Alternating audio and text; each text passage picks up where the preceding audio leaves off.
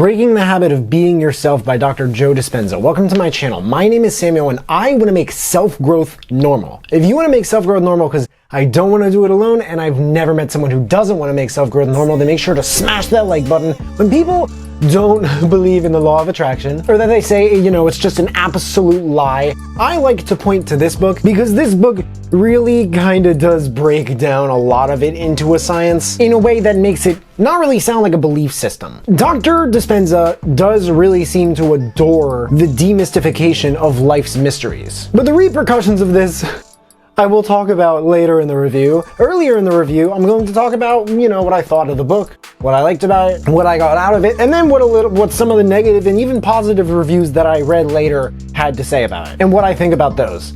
Something I like to do in my book reviews, if you haven't noticed recently, if you've been watching the newer ones, is that I have just been reviewing other reviews.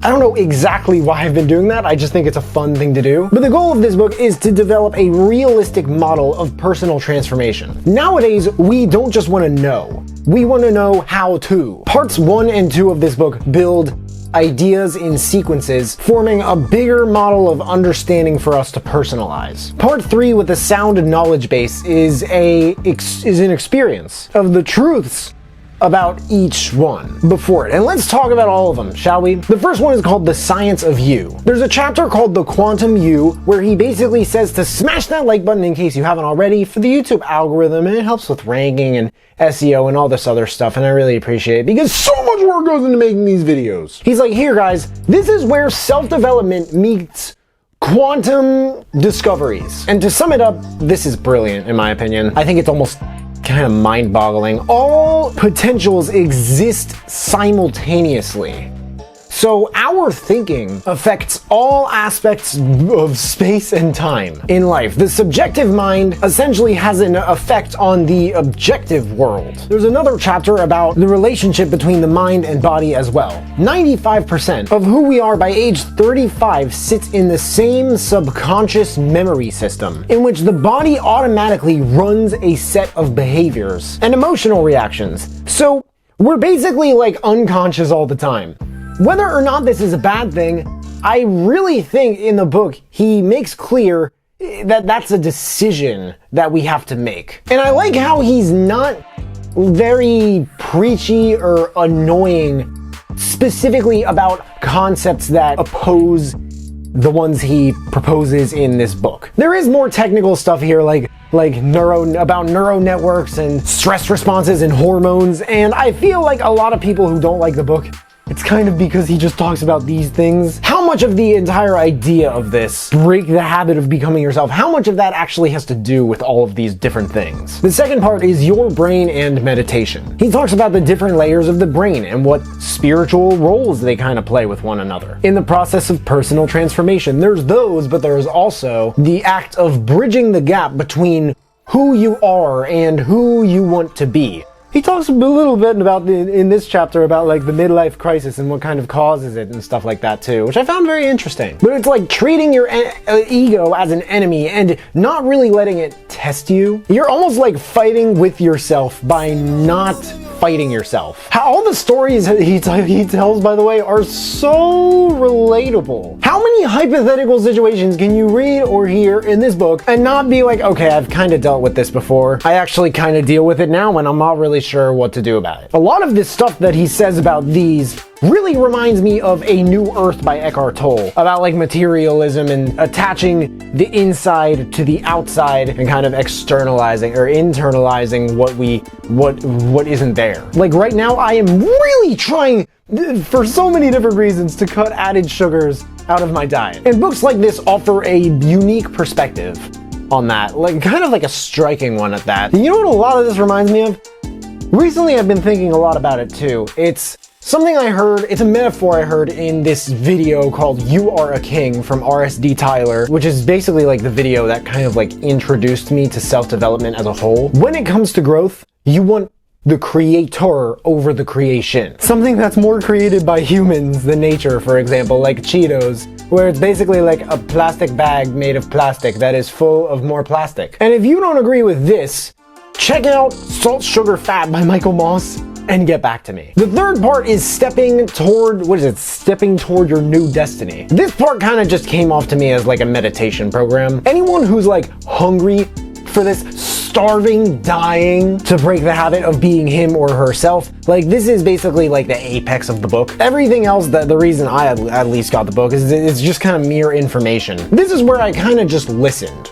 Although, to be honest, I had to take work off today. I had like a stomach bug last night and puked way too much. I slept way more than... What is in my eye? I'm very unsure about this thing. But I slept way more than I wanted to this morning, and the few times I did fall asleep, I intently listened to different parts of it at a very low speed. But since my review of The Total Money Makeover by our boy Dave Ramsey, I stopped doing reviews for like straight up like DIY how-to books. And I forgot how much of a how-to part this part is. Now, people can load their marshmallow guns with horse feces and shoot at my window with it all they want, although I'd prefer they don't, after hearing this, because, you know, the benefits are they're too good to ignore. But meditation is something that I'd like to kind of ease my way into at some point later into this year, into my lifestyle. The reason is that I'm kind of going by more of like a compound effect method where you recognize where you are and you start small from there. Instead of starting to meditate, for example, for 10 minutes a day, willpower doesn't work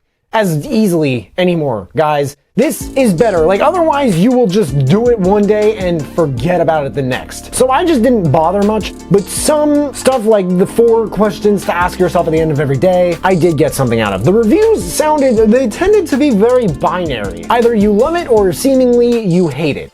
A lot of what I got out of reading the most helpful Amazon reviews, what makes it more than worth the time and money, are more likely than anything about how strongly you believe in the claims that are made within the book. Which honestly, anything in experience and study and so many other things of mine, that is what anything that manifesting something into reality, that's what it all comes down to. It just comes down to thinking. To the point where like, you will not accept a reality that is not the one that you're thinking about. Like, one guy looked at one study, in the book, about prayers or beliefs and how they can affect the past, which honestly I don't even remember, but apparently it was a satire study. I mean, I don't know how much he looked and where in 2 minutes, but Google can be used to fact-check studies just as much as it can be used to find books like this. Another negative review, and I don't really blame this guy honestly, because I have been on the other side of this situation kind of. It claims that there are lots of great quotes and some very interesting ideas, but as a Christian, he seriously just did not resonate with it, and explains why in depth later in his review. And then he comes back at Joe based on Joe's credentials, which, I mean, I'm not gonna lie, Dr. Dispenza's marketing, his personal branding is like, have you ever seen, I don't know about you guys, but have you ever seen those Facebook ads for that Gaia? I think it's called Gaia. It's like basically like the spiritual Netflix. To me, that's kind of what his personal branding looks like. I couldn't take his credentials that seriously if I wanted to. A lot of the universities and schools and colleges that he works at or for or is on the board of don't really sound like they're real. But another person said that different shifts occurred after listening to or reading the book in how he or she felt emotionally, and that in one instance there was a shift that fully related to a specific goal where a quote-unquote way was opened up to make faster progress toward that goal. Stuff happens, but you can easily argue the same thing about different religions and belief systems regarding coincidences. It all comes down to what you are consciously, maybe not all, but a lot of it I think comes down to what you're consciously focusing on. So it's like a bunch of different viewpoints. A lot of them, in my opinion, have to do with beliefs and are a result, some of them are results of like, you know, like psychological fallacies, for lack of a better term. Dare I go over more? All I can say about this book is that personally, as far as experimentation of controlling one's mind and rewiring one's brain, I think I will stick to Napoleon Hill for now. If you're going to expect anything, expect the unexpected. If admitting is an inner acknowledgement, then declaration is an outward one. Direction 1. I recommend this book for anyone who cares so much about science and thinks that the law of attraction isn't really real at all. And this whole like believing and feeling, man, in like the spiritual like realities of potential greatness, and believing that, like, just thinking that that is just complete like malarkey. Have I ever used that word in my entire life? It gave me a weird taste in my mouth. I don't think it had to do with the vomit from last night, but direction 2. If you like this book, I definitely recommend checking out, I mean, chances are if you're checking out this book, you probably already checked out A New Earth by Eckhart Tolle. And if you checked out The New Earth by Eckhart Tolle, you've most likely checked out The Power of Now by Eckhart Tolle. So I'm not really sure where to go from here. Once I get through a little bit more of my wish list, then I'll probably have some more stuff for you guys regarding similar topics like this. Breaking the Habit of Being Yourself by Dr. Joe Dispenza. There's a link in the description if you guys want to check it out and read the reviews. That and all the other books that I mentioned in this video if you want to check those out as well. If there are any other books that you guys want me to check out and review, please let me know in the comments below, and also let me know if you checked out this book and you liked it. But hey, make sure to smash that like button, subscribe if you haven't already, because I don't get why people watch this far into my reviews and they don't subscribe. But if you have subscribed and you want to turn it up just a notch and turn on that notification bell to receive a notification every time I drop a new video, that would mean the world to me. Thank you guys so much for watching. I really appreciate it. You can find me everywhere, and I will see you then.